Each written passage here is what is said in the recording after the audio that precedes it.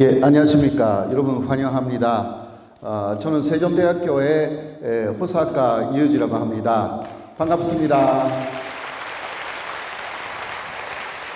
여러분들이 세종대 혹시 입학하신다면 저는 교양 과목에서 여기에 계시는 많은 분들을 만날 수가 있다, 그렇게 생각합니다. 세종대에서는 교양학부를 교양대학으로 승격하여서 대한 휴머니티 카레지 이렇게 말하고 있습니다.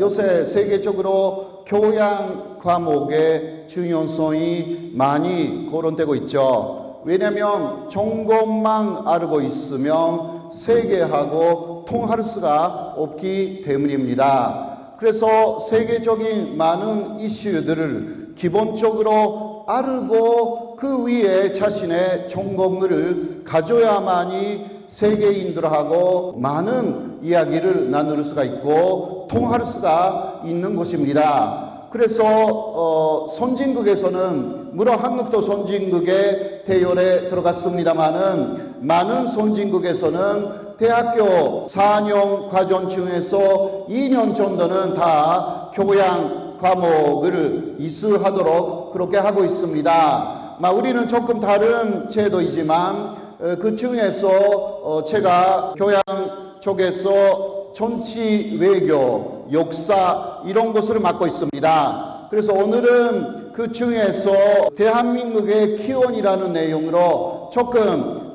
여러분들이 맛볼 수 있게 그렇게 말씀드리고자 합니다. 한국이 어떻게 독립을 했을까요?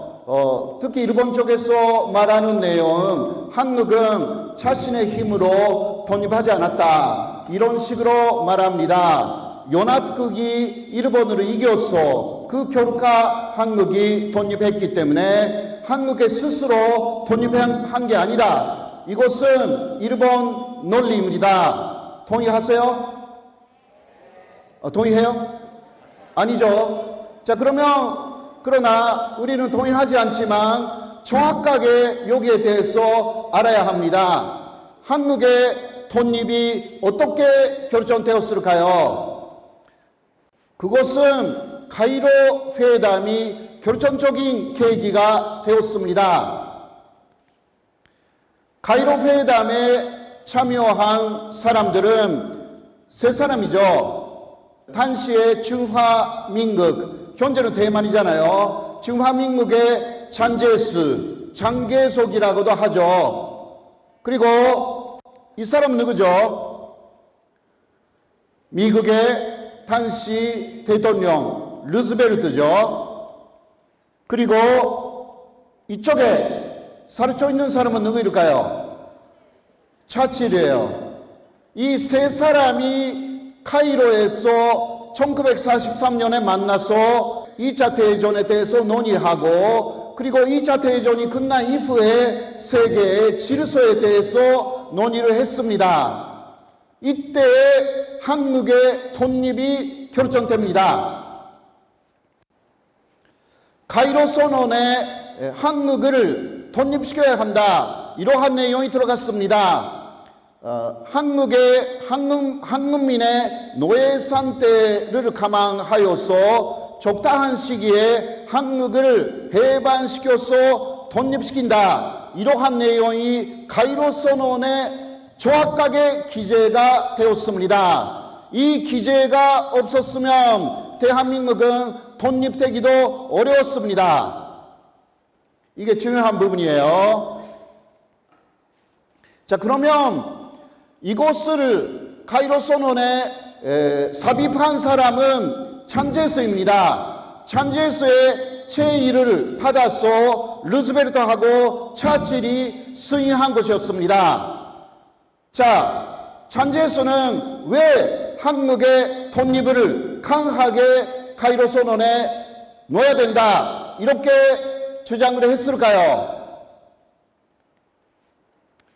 여러분들 아시는 그 요인은 1942년 4월 29일 상하이에서 이루어졌던 일왕 히로히토의 생일잔치, 거기에 폭탄을 던져서 위고를 달성한 윤봉길 때문이었습니다. 이거 배웠죠? 예. 자, 윤봉길의 위고가 왜 한국의 독립으로 이어졌을까요? 그 상하이에서 일어났던 윤봉길의 위고를 보고 아주 감격한 사람이 잔제스였습니다. 잔제스가 말했죠. 중국의 100만 대군도 못했던 것을 이르게 조선의 천년이 해냈다 라고 해서 이것을 크게 감동하여서 이것 때문에 이후 임시정부, 대한민국 임시정부의 전폭적인 지원을 중국이 하기 시작했습니다. 이러한 관계가 당시 성립되었기 때문에 이제 대한민국 임시정부를 동맹국으로 당시의 중국이 인정한 것이었습니다. 그래서 43년에 잔제스가 카이로 회담에 참여한다라는 것을 알게 된 김구 선생님을 중심으로 하는 임시정부 사람들이 잔제스를 찾아갔습니다. 잔제스는 사실 그때 일본하고의 전쟁이 중국 안에서 계속 이루어지고 있어가지고 카이로 회담에 가지 않는다 이런 식으로 이야기를 하고 있었는데 김구 선생님들이 말합니다. 절대적으로 카이로 회담에 가셔야 합니다. 그리고 거기서 한국이 독립한다라는 내용을 정확하게 약속해달라 이러한 이야기를 한 것입니다. 그래서 잔제스는 결심하여서 카이로 회담에 참여했습니다. 거기서 요청을 그대로 말하면서 연합국의 차칠이나 루즈벨트는 그것을 수행하여서 카이로 선언에 대한민국의 독립이 기재가 되었습니다. 이게 중요한 부분이에요. 그러니까 임시정부 그리고 독립운동 그 결과가 한국의 독립에 대한 약속이었습니다.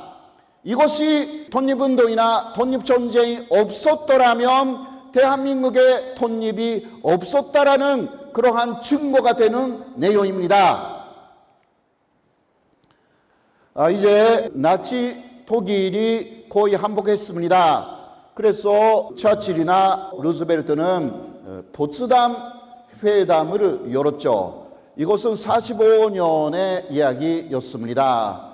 여기에는 잔제스도 다시 참여하려고 했지만 이제 중국에서 일본군하고 마지막 싸움을 벌이고 있었기 때문에 멀리에서 참여한다. 그 내용에 모두 찬성하겠다. 그런 식으로 해서 대신 스탈린이 여기에 참여를 했죠. 그런데 포츠담 선언의 제8조에는 이렇게 기재가 되었습니다. 카이로 선언의 말들은 이행되어야 한다. 그래서 카이로 선언에서 여러 가지 합의가 있었지만 한국을 독립시킨다라는 내용도 이제 이행되어야 한다라고 해서 이 내용이 일본에게 제시됩니다.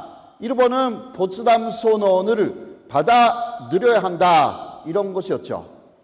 그렇게 해서 결국은 일본이 포츠담 선언을 받아들이게 됩니다. 이것은 마지막 수단은 원폭 투하 그리고 소련의 일본 참전이었습니다. 이렇게 해서 일본은 무조건 항복을 했습니다. 그러나 아무리 일본이 무조건 항복을 한다 하더라도 한국에 대한 독립의 약속이 없었으면 일본이 패배한 그 일본 안에 한국이 그대로 포함되었을 가능성이 있는 것입니다. 독립하고 일본의 패배는 별개의 문제인 것입니다. 자, 이러한 히로히토는 포츠담 선언을 받아들여 가지고 이제 관복이 되었습니다. 한복문서의 일본이 서명한 것은 1945년 9월 2일입니다. 8월 15일부터 9월 2일까지 이제 여유가 좀 있었죠. 이 사이에 일본은 무엇을 했을까요? 그냥 가만히 있었을까요? 일단 한복했기 때문에 8월 15일에 그래서 미군도 북한적으로 점령한 소련군도 마음으로 놓았습니다. 일본은 여유가 좀 있었어요. 네, 3주 정도. 무엇을 했을까요, 일본이? 여러분들이 일본 그리면 그 사이에 무엇을 할까요? 차료를, 중요 문서 차료를 다 태워버리는 것입니다. 이 사이에 일본은 실제적으로 40년 이후에 아주 중요한 문서를 거의 다 태워버렸습니다. 그것을 더 증오하는 사람들이 있습니다. 일본군 중에서 그때 많은 자료를 태웠습니다 라고 일본에서 증오하는 사람들이 있어요. 그래서 위안부 문제라든가 기타 대단히 중요한 문제에서 자료가 부족하게 된 것입니다. 그래도 아무튼 간에 일본은 한복을 했죠. 그 사이를 우리가 관리하기가 어려웠습니다. 소련이나 미국이 관리를 했었어야 되는데 그런 부분도 좀 아쉽게 남았습니다. 앞으로 이 부분은 그래도 조금씩 남아있는 자료를 우리가 노력해서 현재 발굴을 하고 있는 것입니다. 자, 9월 2일 일본의 대표가 한복문서에 서명하는 사진이죠. 여러분들이 고등학교에서도 이런 사진을 봤을 겁니다. 이 사람이 누구일까요? 시게미츠 마모르라는 일본의 외사였습니다. 이 사람이 절름팔로 이렇게 나타났어요. 그렇게 해서 서명했어요. 오른쪽에 다리가 위족이었습니다.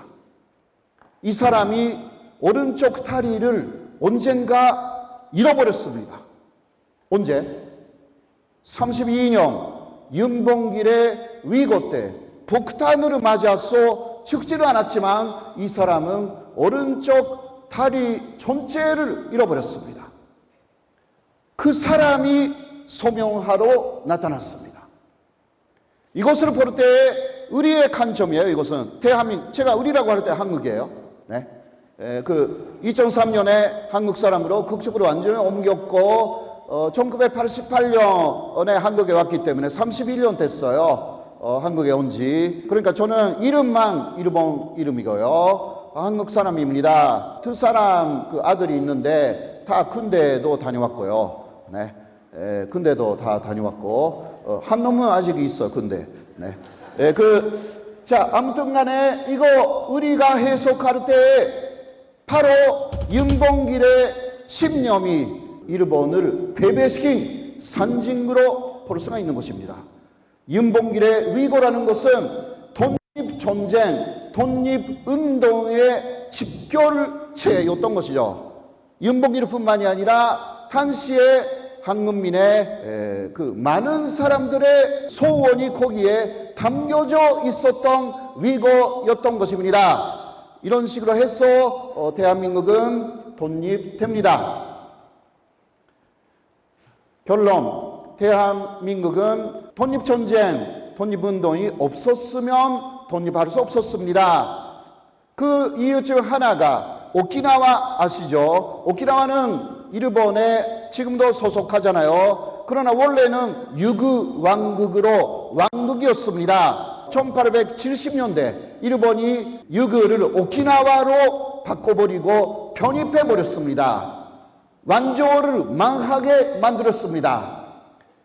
그러나 오키나와는 지금도 일본 안에 남아 있습니다. 이유는 독립전쟁을 하지 않았기 때문입니다.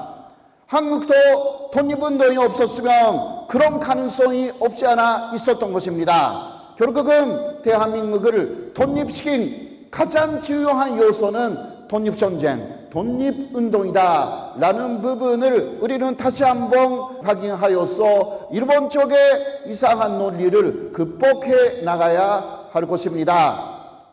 제 오늘의 이야기는 여기까지입니다. 이러한 이야기를 저의 수업을 들으시면 많이 들으실 수 있습니다. 고맙습니다.